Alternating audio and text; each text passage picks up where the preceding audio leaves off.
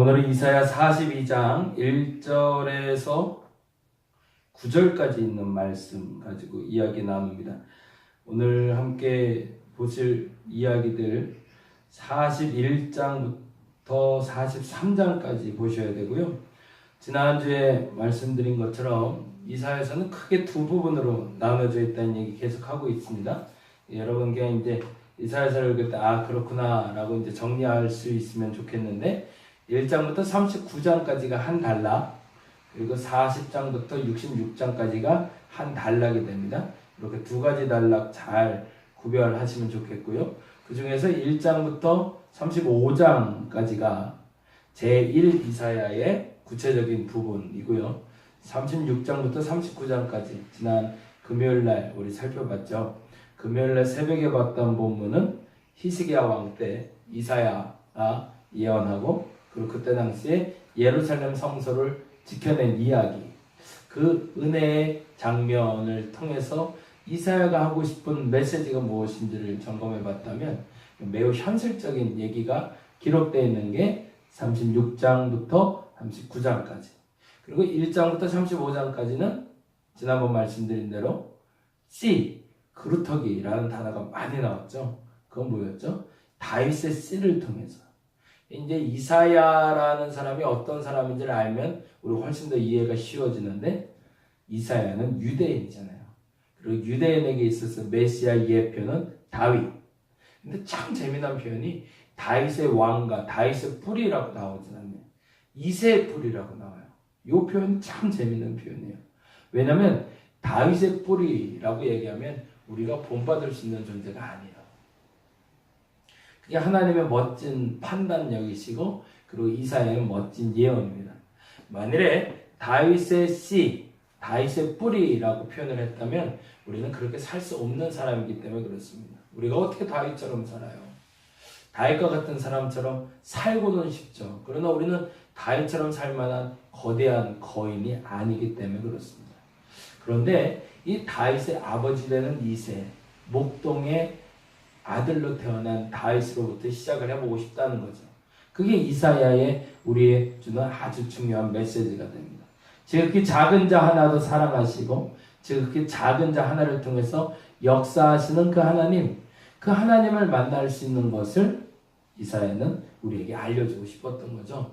그래서 우리에게 아주 멋진 표현인 이새의 씨를 통해서, 이새의 뿌리를 통해서 라는 단어를 사용하고 있습니다.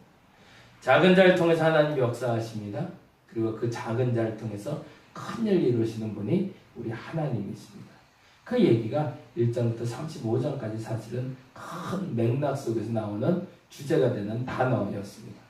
그리고 또 하나는 심판, 그리고 경고, 그리고 희망이라는 메시지가 계속 반복돼서 나오고 있는데, 시대적인 흐름을 떠나지는 않아요. 가급적이면. 물론 그 이사야의 작은 묵시록이라고 불리는 부분에서 예언적으로 종말에 대해서도 한번 이야기하긴 했지만, 사실은 북이스라엘과 남유다의 사건을 통해서 지금 현 시대에 일어나는 그 어려움을 극복하는 방법, 이런 것들을 설명하고 있는 게 1장부터 35장까지 이야기인데, 궁극적으로 무슨 얘기를 하고 싶었을까요?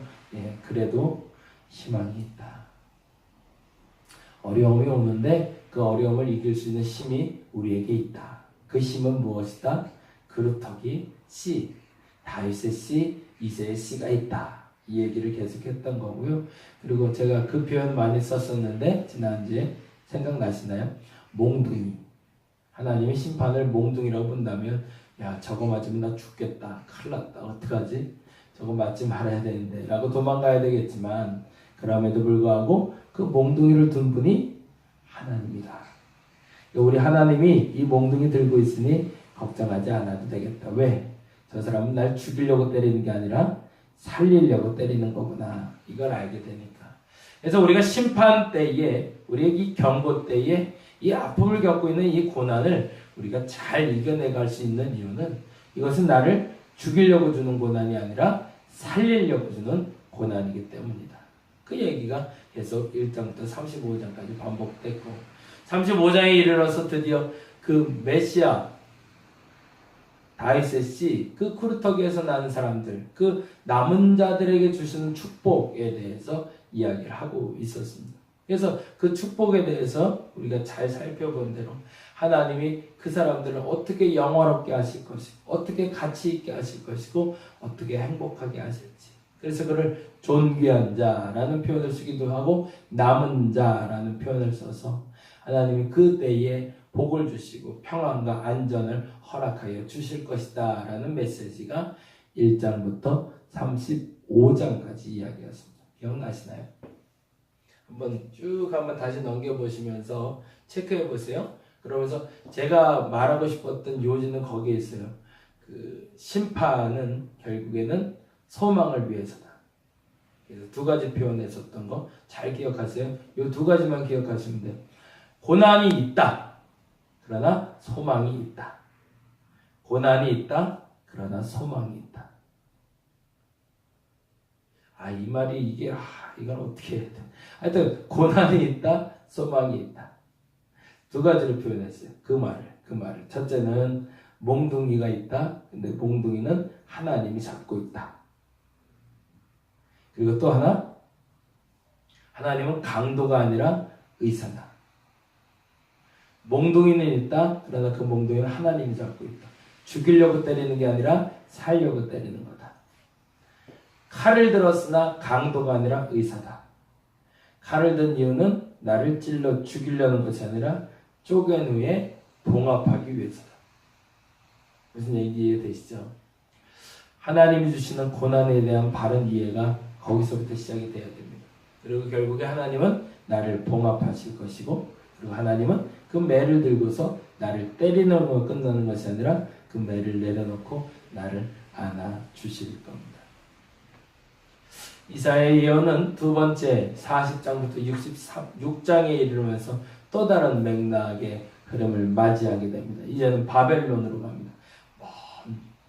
아수르라는 북이스라엘 멸망시키고 그리고 남유다를 공격했던 그 아수르라는 무시무시한 몽둥이가 끝나고 바벨론이라는 몽둥이가 다시 들리게 되는데, 이 바벨론이라는 몽둥이가 아수르라는 몽둥이보다 좀 더 강력하게 그들에게 임할 것을 알고, 이사야는 40장부터 66장까지 이 바벨론이라는 이 몽둥이를 어떻게 견뎌내야 되는지, 도망가자는 게 아니라 어떻게 안 맞고 살 방법을 찾는 것이 아니라 이미 그 몽둥이가 들려 있으니 이 몽둥이를 들고 때리는 이에게 나는 어떻게 견뎌내야 되는지를 설명하는 것이 40장부터 66장까지입니다. 그러다 보니 이 몽둥이로 때려 맞는 사람 중에 대표가 되는 사람이 필요했으니 그 사람이 바로 여호와의 종, 하나님의 종으로 예표되는 또 다른 메시아의 모습입니다.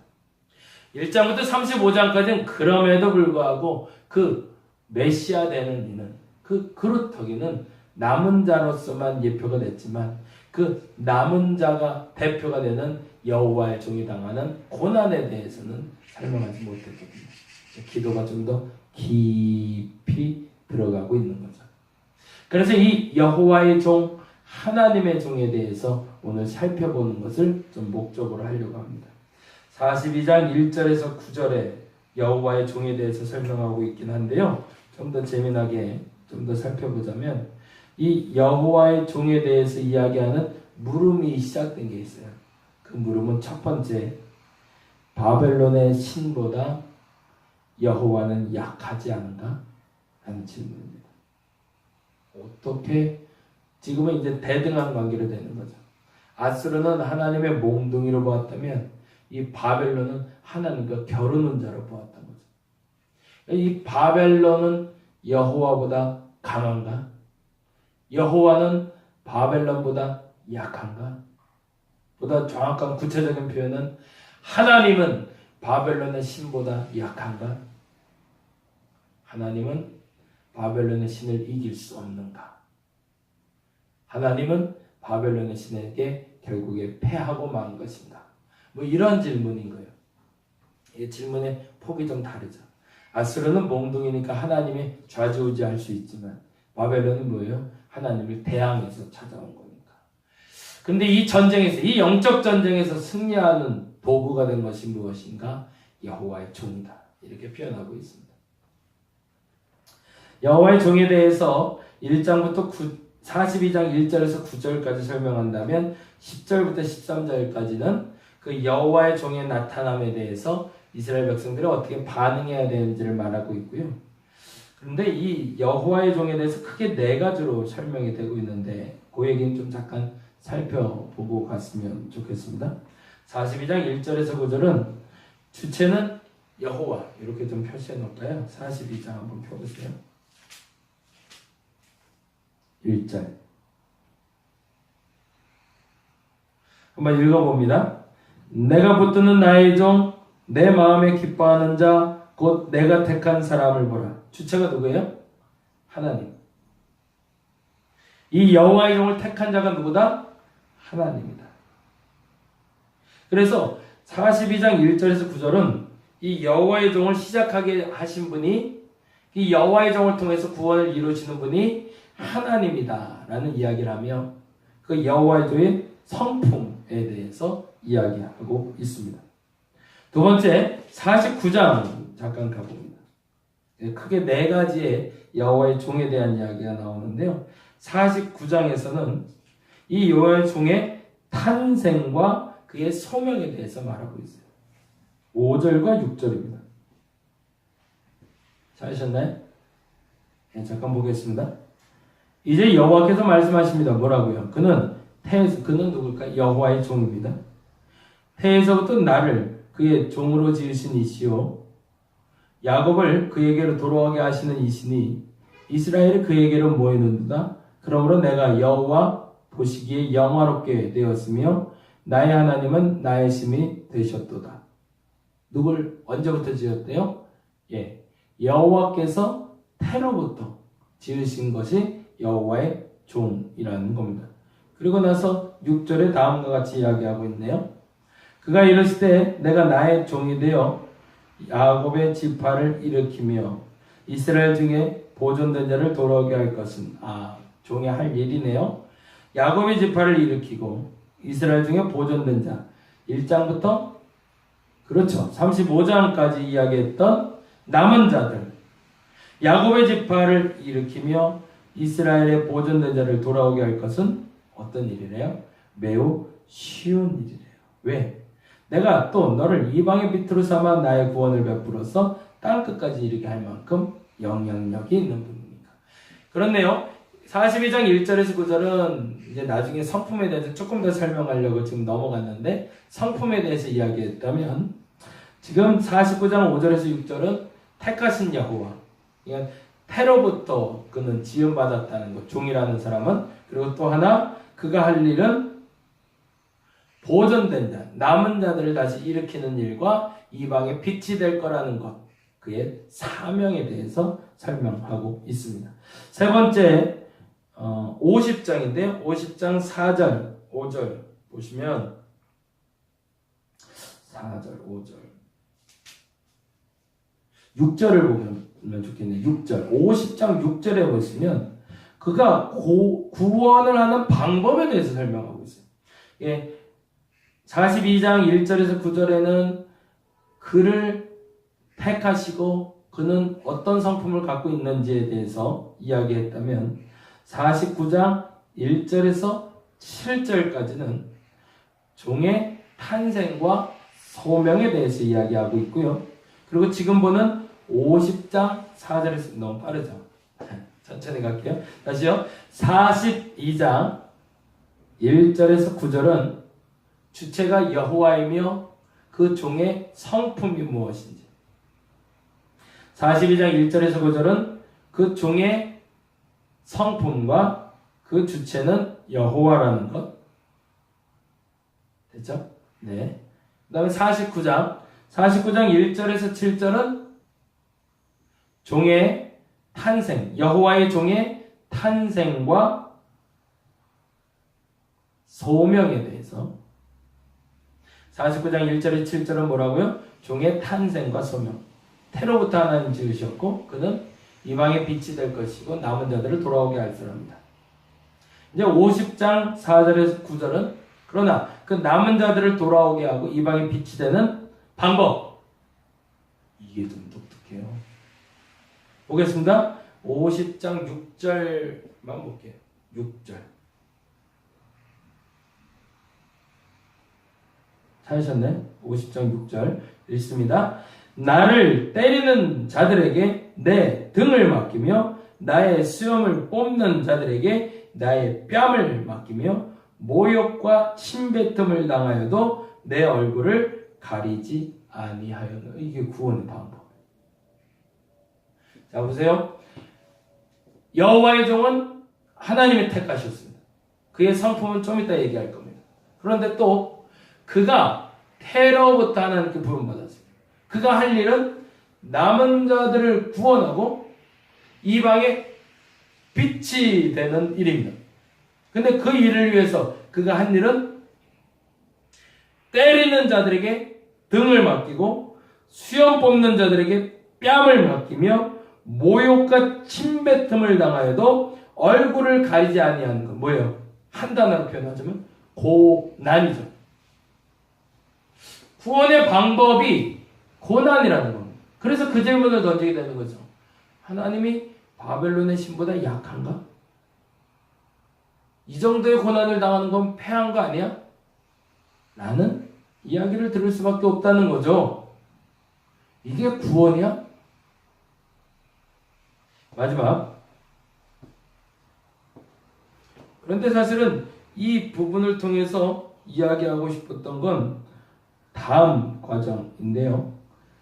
52장 13절부터 53장 12절까지.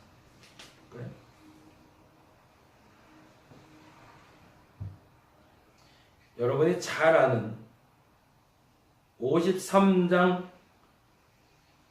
2절부터 보면 좋겠네요. 53장 2절부터. 42장 1절에서 9절은 하나님이 택하셨고 그의 성품은 이러하다.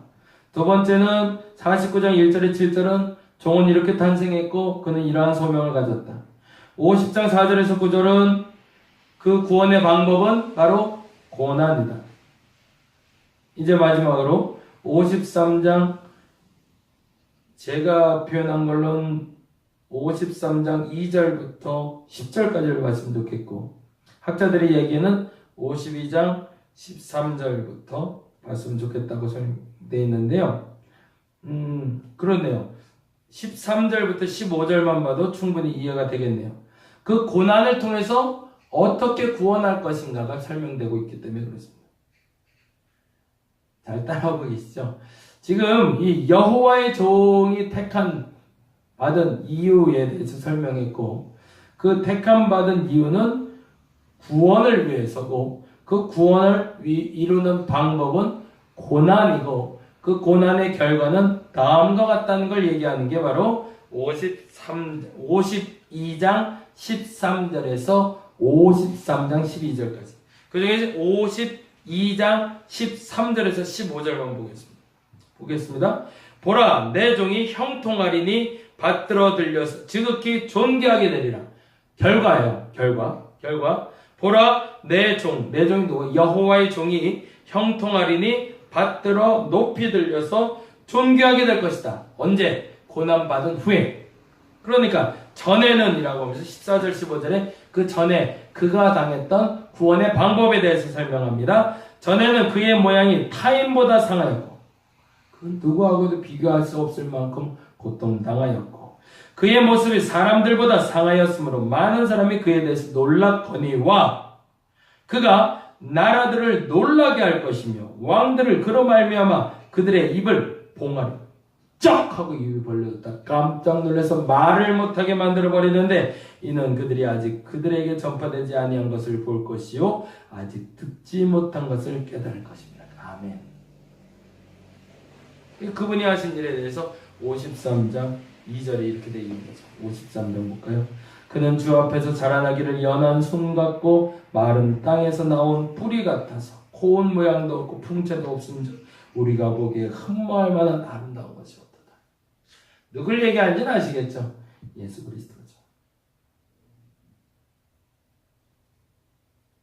그는 멸시를 받아 사람들에게 버림받았으며 강고를 많이 겪었고 질교를 하는 데라 마치 사람들이 그에게서 얼굴을 가리는 것 같이 멸시를 당하였고 우리도 그를 귀히 여기지 아니하였도다. 그렇죠. 그래서 우리도 예수를 그렇게 귀히 여기지 않습니다. 그는 실로 우리의 질고를 지고 우리의 슬픔을 당하였거늘 우리는 생각하기를 그는 징벌을 받아 하나님께 맞으며 고난을 당하였다 하였다. 그러나 그의 찔림은 우리의 허물 때문이요 그의 상함은 우리의 죄악 때문이라. 그가 징계를 받음으로 우리가 평화를 누리고 그가 채찍의 마음을 줌으로 우리가 나음을 입었도다. 아멘. 독특한 구원의 방법을 택하셨어요. 장수가 나타나 전쟁에 승리하듯 싸움에 이기는 방법이 아니라 고난을 통해서 이 싸움에 승리하는 방법을 하나님이 택하셨습니다. 그분이 바로 예수 그리스도입니다. 오늘 그분의 성품 한번 살펴볼까요? 오늘 본문인데요. 42장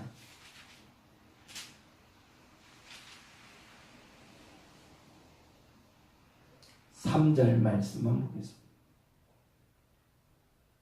1절부터 3절까지. 내가 붙드는 나의 종 내 마음에 기뻐하는 자 곧 내가 택한 사람을 보라. 내가 나의 영을 그에게 주었은즉 그가 이방에 정의를 베풀리라. 그는 외치지 아니하며 목소리 높이지 아니하며 그 소리를 거리에 들리게 하지 아니하며 그럼에도 불구하고 그가 드러나게 될 거라는 겁니다.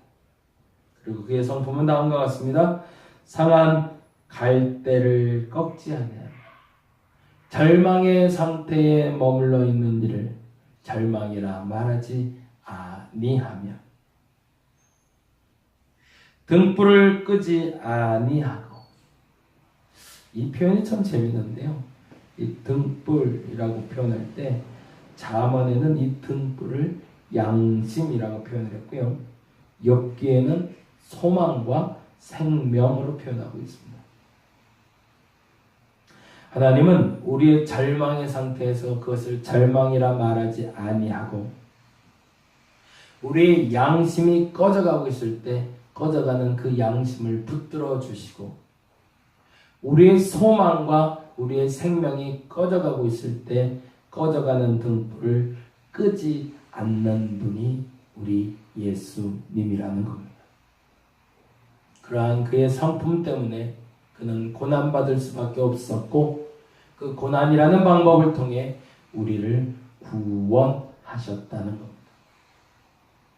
여호와의 종 예수 그리스도께서 여러분을 구원하셨습니다. 이사야는 알고 있었습니다. 하나님이 진 것이 아님을, 하나님이 실패한 게 아님을, 하나님은 결국에 승리하셨음을, 어떻게 그 고난을 극복해낸 예수 그리스도로 말미암아 우리가 구원받게 될 것이라는 것을 이사야는 알았고 우리도 지금 알아야 된다는 겁니다. 이제 두 가지 정리합니다. 몽둥이가 있습니다. 그 몽둥이가 하나님 손에 붙들려 있을 땐 안전한 겁니다. 하나님과 대항하는 것처럼 보일 고난도 있습니다. 도저히 하나님이 이긴 것 같지 않습니다. 그러나 그분이 그렇게 하시면서 우리에게 두 가지의 희망을 주셨습니다.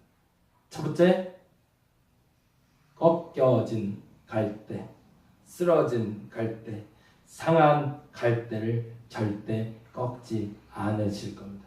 왜? 그가 더 큰 절망을 경험하시며 그 절망에서 끌어올려 주시기 때문입니다. 두 번째, 꺼져가는 등불을 끄지 않으실 겁니다. 여러분의 양심이 꺼져가고 있을 때 그 등불을 꺼지지 않게 붙들어 주실 겁니다. 여러분의 생명이 꺼져가고 있을 때 그 생명이 꺼져가지 않도록 붙들어 주실 겁니다. 왜? 그는 더 큰 고난과 더 큰 역경을 반드시 이겨내신 분이시기 때문에 고난에서 승리하신 분, 우리를 위하여 고난 당하신 분, 그래서 우리에게 절망을 벗어나게 하시고 꺼져가는 심지어 같은 우리의 양심과 생명을 살리시는 예수 그리스도, 그분을 신뢰하고 그 여호와의 종 하나님 예수 그리스도를 붙들고 나아가는 저와 여러분들